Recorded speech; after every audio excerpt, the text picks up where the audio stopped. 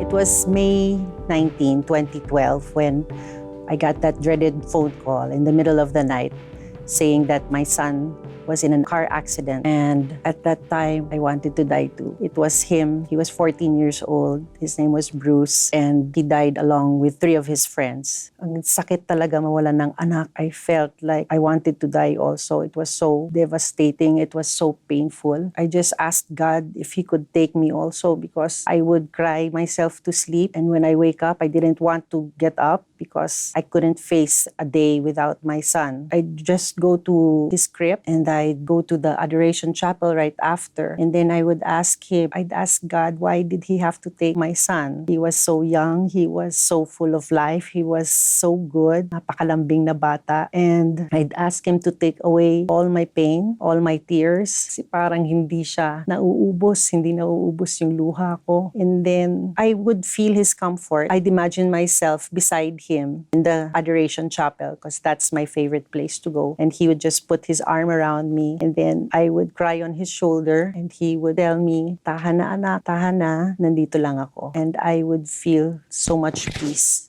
And then I'd also imagine my son Bruce beside me, and then he would give me a big hug, and then mag-group hug na kaming tatlo. Grief is really, really hard. It's so painful just missing your son. And minsan, bibili ng pasalubong para sa anak mo, pero wala ka na palang uuwian na anak. And you just want to curl up into a ball and marinate in your grief. It's the most terrible pain that I've ever experienced. And that's why I would ask God just to take me also, because I could not bear the pain. And then He showed me that He's just there. He's just there. I could feel Him. I could feel His embrace and His love.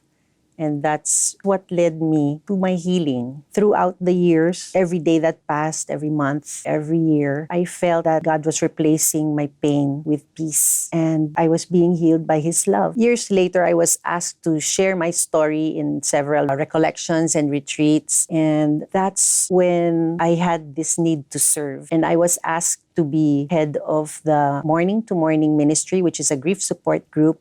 Sa Tagalog, it's pagluluksa hanggang makarating sa mas magandang umaga. And here, we journey with the bereaved so that they know that they're not alone. Because it's very difficult to journey through grief. It's so complicated and it's so painful, especially if you don't have anyone to go through it with. Whenever I'm in the adoration chapel, that's when I feel Him the most. That's when I feel He's protecting me.